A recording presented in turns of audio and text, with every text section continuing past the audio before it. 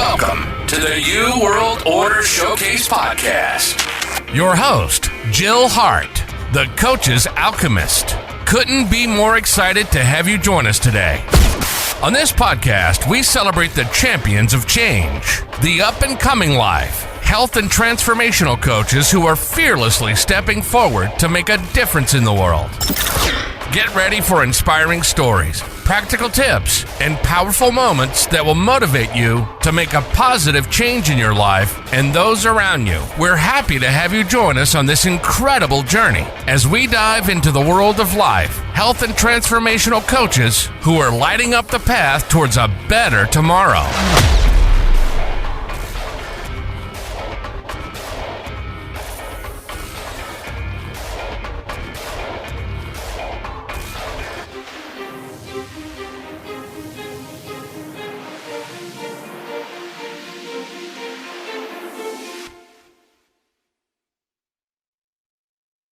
Will.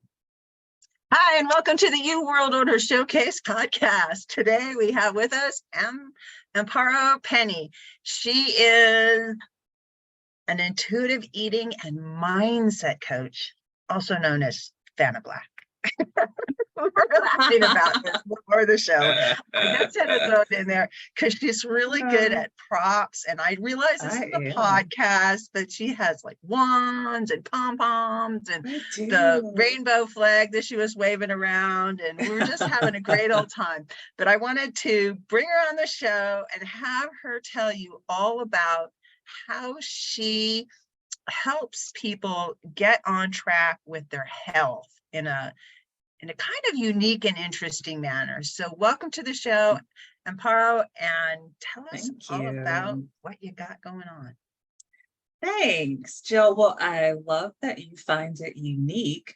So I'm actually, in addition to being an intuitive eating coach, I'm also a licensed therapist. I've been a therapist now for, I have to check my degrees. I've been a therapist for at least, I think I renewed my license, so maybe 16 or 17 years I've been licensed as a therapist. And so I have been a licensed therapist now for 16, 17 years. And then I started going into the world of coaching just this last year.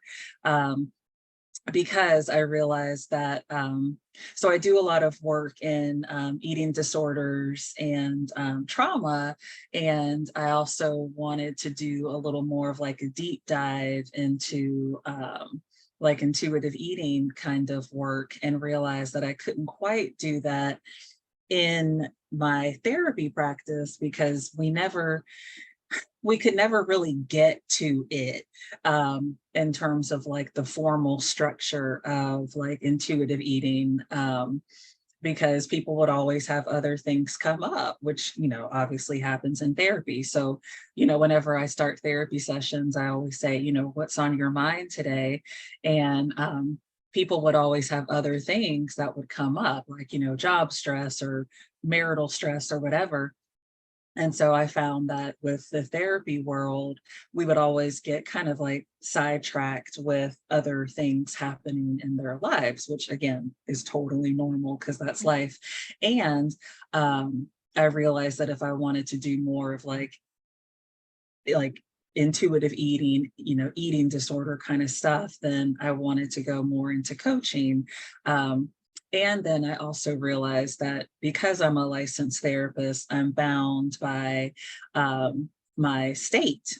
So I live in North Carolina, and so I can only, as a therapist, see people in the state of North Carolina unless I get licensed someplace else.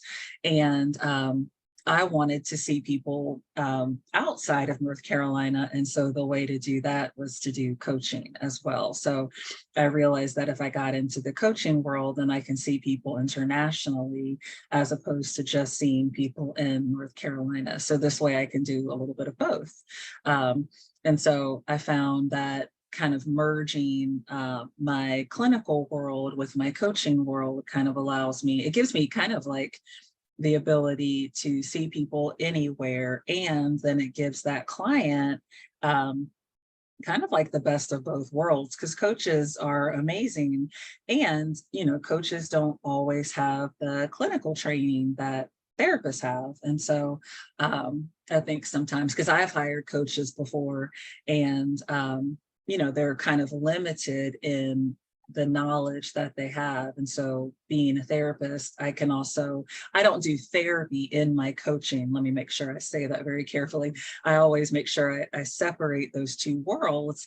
And yet I bring in, clinical training into my coaching world that I think other coaches who are not clinicians obviously can't bring, because they don't have that clinical training. So even though I don't do therapy and coaching, I still kind of, slip it in, because I am always a therapist. So I kind of do both together. Yeah, you can't unlearn stuff that you already like trained on. It Right. just becomes part of who you are. And so it does bleed over Exactly. into what you're doing as a coach, as far Right. as your therapy training goes, but you're not actually doing training or therapy as Right. as a coach. So Yes. Yes. let's just focus on the coaching side of this, because you talk to people about intuitive eating. This is not to be confused with dieting. So that's the part that I think is like so interesting. So tell me what your idea of intuitive eating is, how that looks. Okay, I will try and summarize it, because I can talk about this forever. So the best way I like to describe intuitive eating is, so if we think about like dieting, so ev- everywhere you hear the people say diets don't work, and that is very true. Diets don't work. However, that very short sentence tends to leave out a whole lot of information. And so what they're not saying is that short-term restrictive diets do not work. And that obviously makes a lot of sense, because if you think about a diet has a start date and a stop date.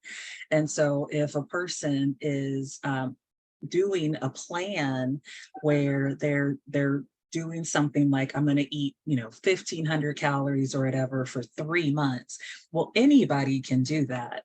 And if it has a start date and a stop date, and I know that there's an end date, well, of course I can hunker down and, white knuckle it and do what the plan says. But then when the plan is over, well, what happens? People tend to revert back to the behavior that they started with.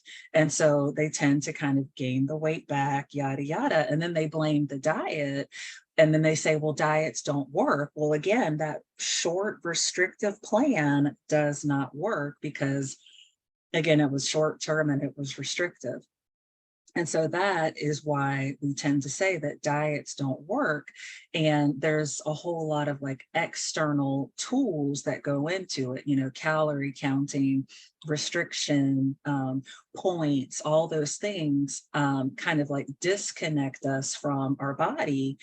And we tend to like lose the ability to know when we're actually hungry and when we're actually full, because we have all of these external tools telling us when we should stop and when we should start eating.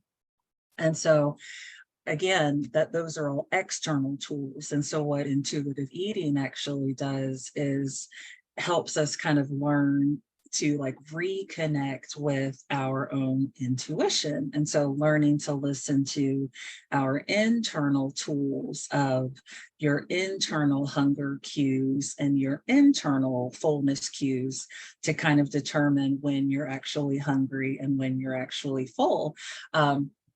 And so the easiest example that I have of this is I have a 7-year-old. And when I first was like trying to understand what intuitive eating was, I would watch my kid. He was like 3 at the time. And he took a cupcake, like this big cupcake, took 3 bites out of it, put it down and said, I'm good. And my husband and I were like, what is wrong with you? Finish that cupcake. but he didn't want any more because he was done with it.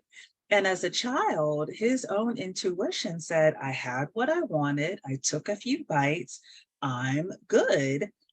Well, as a grown up, we were like, no, you have to finish what you've started, because that's kind of the way we were told. And so I realized that kids are the natural intuitive eaters. They know when to start and stop. And so, like, they would say in the intuitive eating book, like a baby, when they're either breastfeeding or drinking a bottle, when a baby is full, it'll turn its head because it like naturally, innately knows I'm done. And then somewhere along the lines, i.e. adults, will come in and say, no, you can't be full. You have to finish your plate. You have to finish this meal that your grandmother made. And so somewhere along the lines, those children grow up learning, well, I have to finish my plate, even if I'm not still hungry.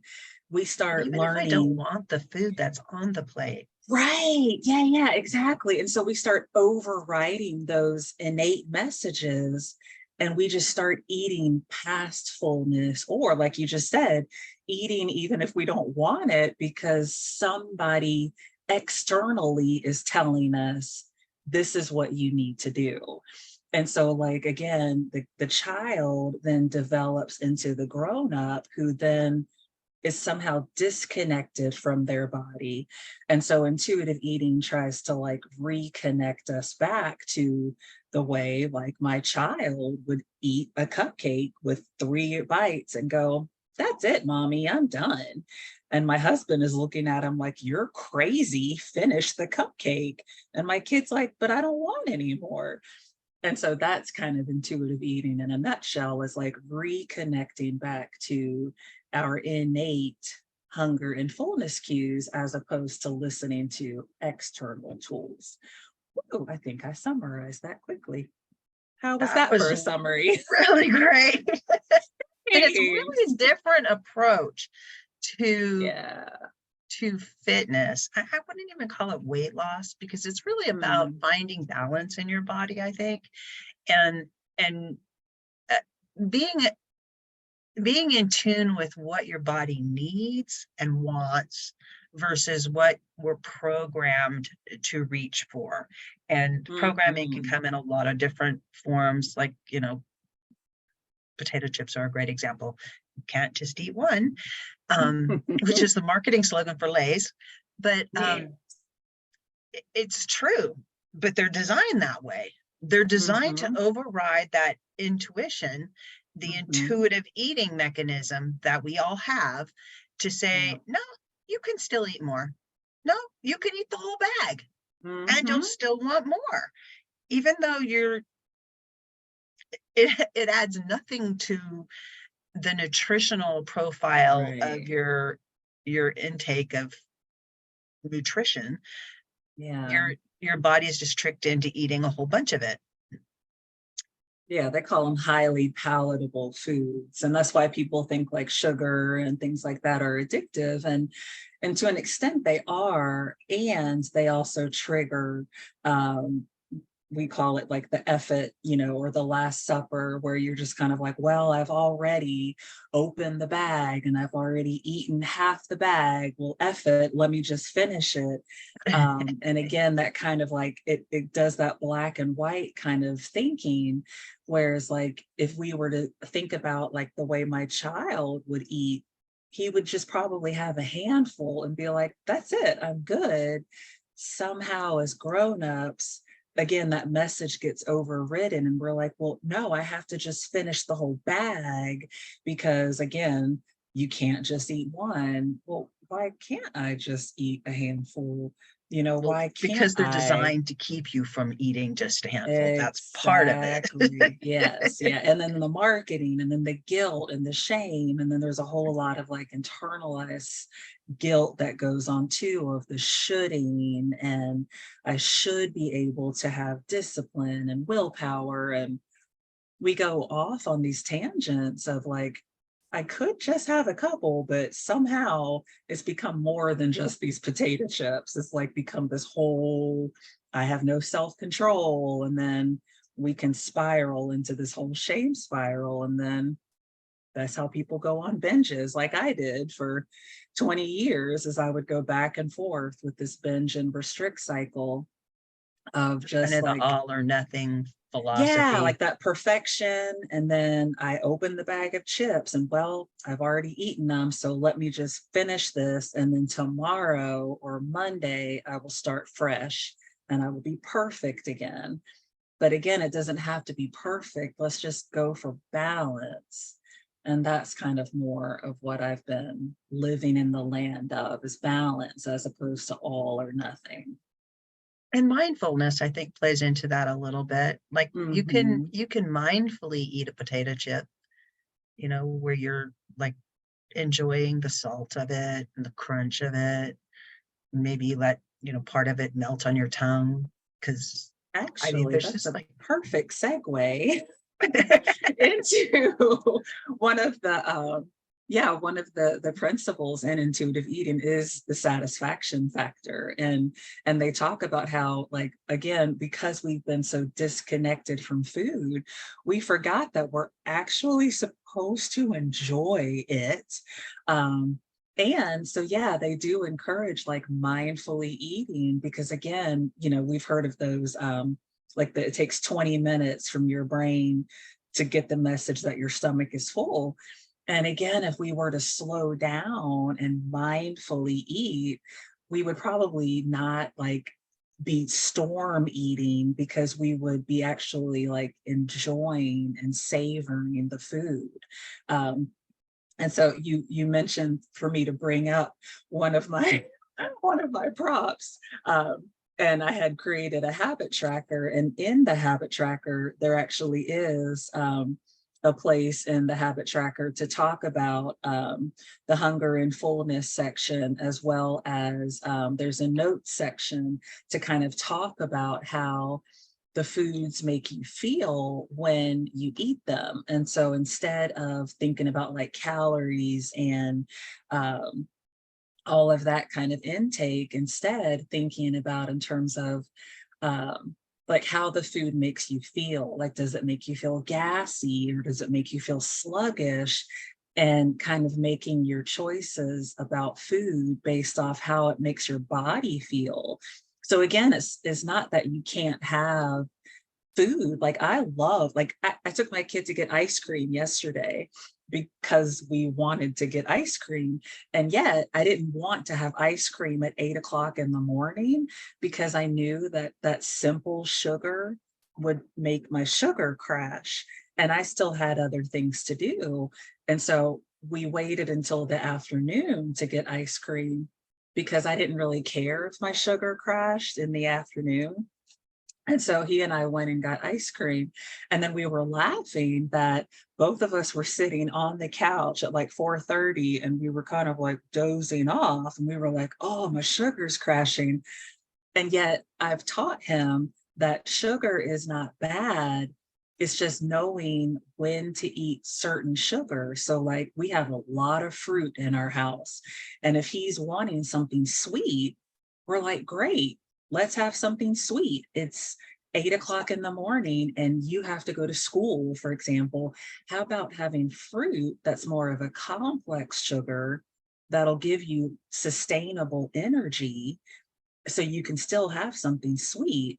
And then maybe in the afternoon, you can have a simple sugar like ice cream or whatever.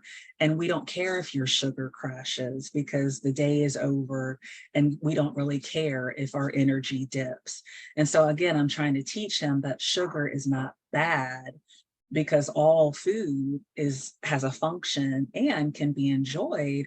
It's just knowing when is an effective time of the day to eat it. And so we had ice cream and the closer to the end of the day. And yeah, I was falling asleep and we were laughing about it. And then we had protein for dinner to make sure we kind of had get our protein back up. And that was our day. And so again, kind of knowing like we can enjoy food because that's what food is meant to be. That's the purpose. And yet just knowing that like there are times of the day where I probably don't want to have ice cream or a simple carb. I'll Donuts. probably donuts, right? I'll probably wait till a little later in the day, or I probably won't have donuts 30 minutes every before day. bed. Yeah, I'll kind of choose when is a more effective, and I'm not saying better, I'm using my words on purpose, effective time of the day, because again, we're not trying to moralize, we're not saying it's better or worse. We're just saying when is a more effective time to eat something. And so like in my little habit tracker, I kind of have a place for people to write like, well, I ate this and this made me feel gassy or it made me feel sleepy. And then they can kind of remember like, oh, maybe I'll have pizza a little later, or if I want more energy, I'll have vegetables instead, and then have a simple carb later. So again, it's kind of just knowing like the effective times to eat certain foods as opposed to, well, I just can't have sugar ever because it's bad. Well, it's not bad. It's just knowing the It's effective times to eat it. using food to fuel your body.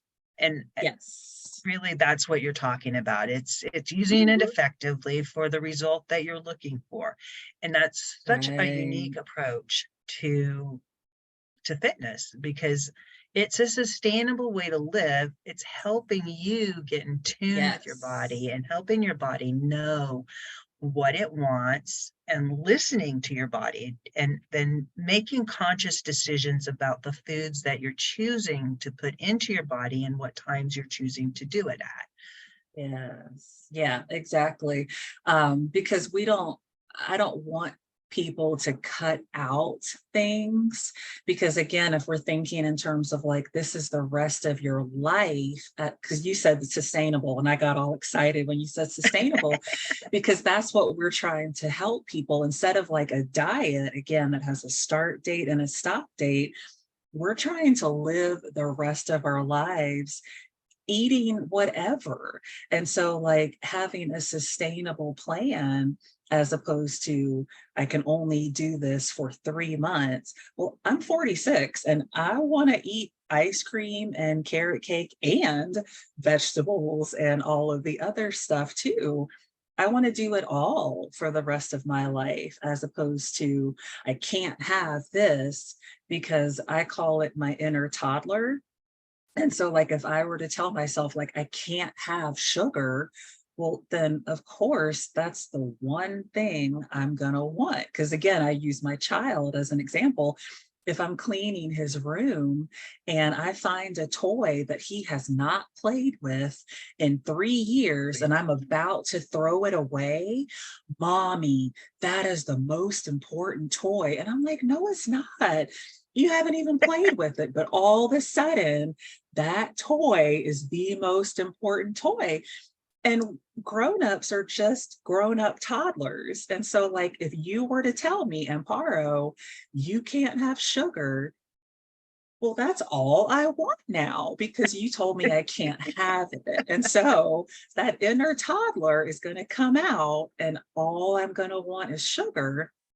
And so we use the add-in approach as opposed to the take away. So instead of taking sugar away, well, let's add in lots of other habits like drinking water and eating vegetables and balancing blood sugar and movement and all of these things in addition to sugar, and we can balance these things out for the rest of our lives. So I don't feel deprived. Therefore, I don't only want sugar because I've balanced it with other habits. And so again, I had ice cream yesterday. I didn't obsess about it. I didn't go on a binge.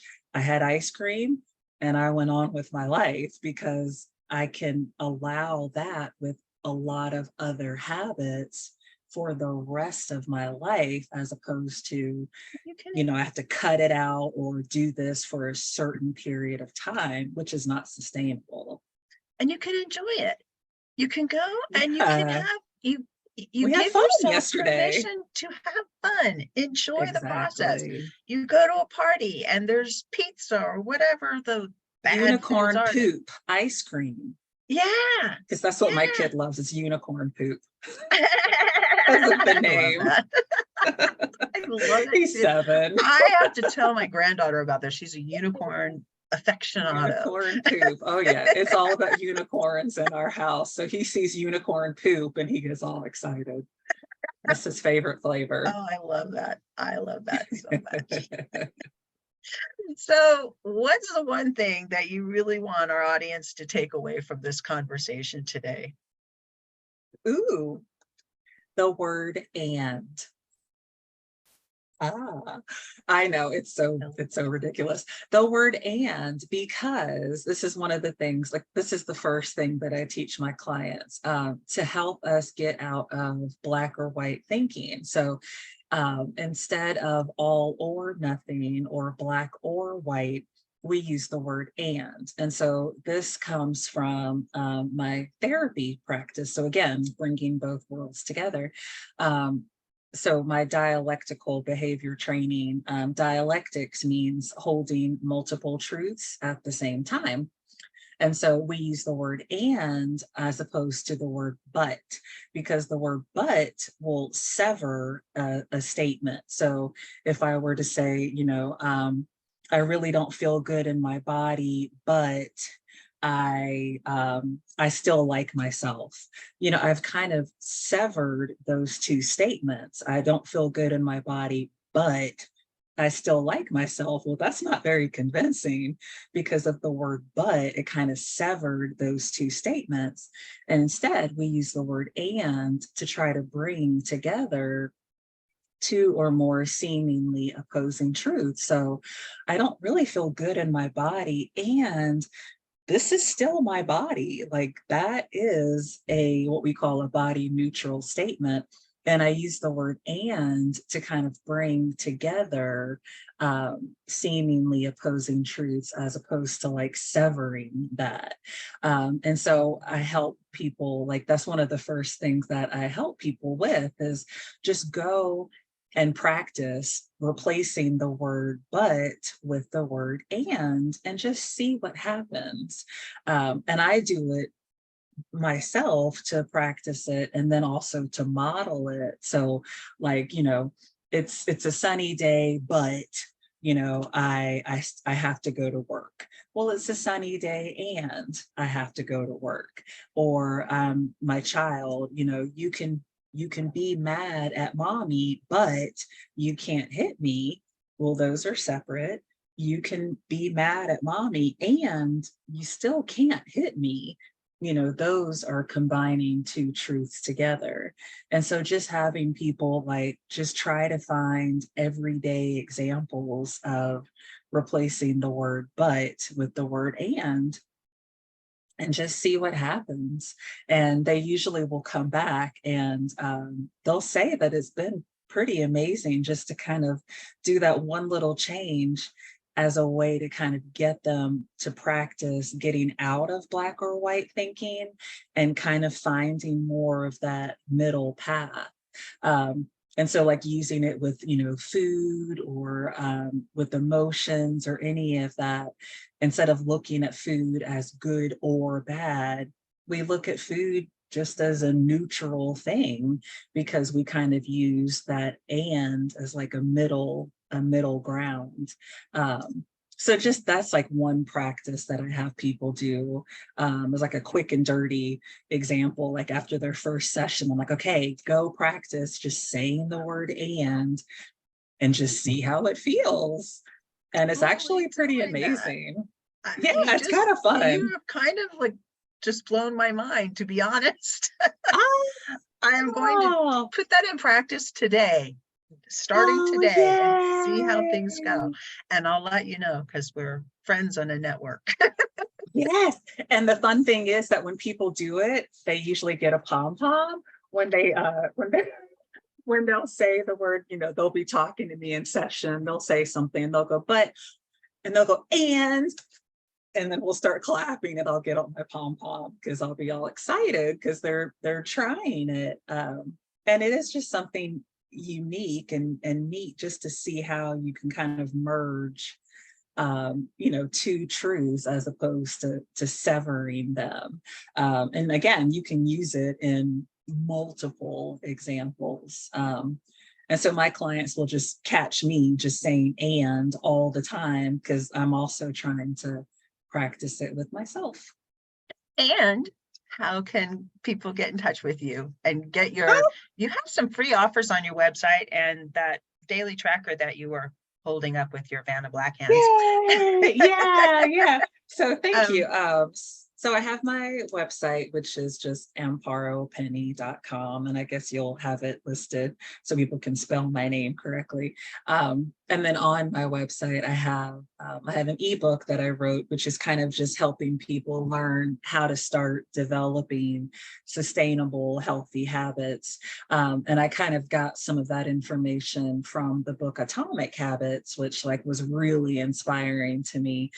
So I borrowed some of his information and kind of folded it into my intuitive eating stuff and created an ebook on just how to develop some sustainable health habits. So that's on my website for free. And I have a couple of other little things like some self-care cards that people can get. And then I have for people that want to really do a deep dive into intuitive eating, I've got two things. I've got a self-study course that I wrote, which is a 12-lesson self-study course that people can kind of go through on their own time. That is, so there are 10 principles of intuitive eating. And so I took those 10 principles and then kind of added some extra things in there, like using the word and also just kind of helping people understand what do you do afterwards, after you kind of do intuitive eating. There's even a section in there of what are you going to do with all your free time once your brain isn't so occupied with diet talk, because that was one of the questions that my health coaches asked me was, what are you going to do when your brain is free of all this diet talk? And that question scared me because I didn't know what I was going to do with all this free time. And the answer to that question was I became a health coach, because once I emptied out my brain of all of my obsessive thinking, I was like, well, now I can go help other people. So that was actually what I did with my free time. And so I have the 12-lesson self-study course, and then I have a membership that I created for people that kind of want to learn this type of information more in a community kind of setting. So that's something new that I've started that's still kind of getting off the ground with people that want to learn intuitive eating more in a group kind of setting. So there's a VIP Facebook group, and you get some of the same information that's in the self-study course, just kind of more in a community setting. And there'll be opportunities to do Q&As with me and monthly challenges and things like that in there. And then there are little free goodies that come with it. Everybody who is in the membership gets a free hardcover copy of the habit tracker. And then people who sign up for the self-study course get the habit tracker in a downloadable option. So we've got, a couple little things out there. And then, I'm on Instagram, where I usually post about, intuitive eating or Michael Jackson stuff. So you'll find or drag queens. I post about those three topics: Michael Jackson, drag queens, reading. Those are my three favorite topics. So that's kind of how you can find me. That's awesome. Thank you so much for sharing today, Amparo. It has been our pleasure chatting with you. Thank you so much for tuning in to another empowering episode of the You World Order Showcase podcast. We hope you've enjoyed hearing from our incredible life, health, and transformational coaches who are making a profound impact on the world. Remember, change begins with you, and you have the power to transform your life and the lives of others. If you want to take that next step and unlock your true potential, visit thecoachesalchemist.com, where you can find the 3 ways we can help you for free to spin your talent into gold with clarity, a system, and a plan. Don't forget to hit the subscribe button so you never miss an inspiring episode. And if you enjoyed today's show, we'd greatly appreciate it if you could leave us a review on your favorite podcast platform. Your feedback means the world to us and helps us reach more people with our positive message. Stay connected with us on social media for updates, behind-the-scenes content, and upcoming guest announcements. You can find us on Facebook at the You World Order or simply visit thecoachesalchemist.com.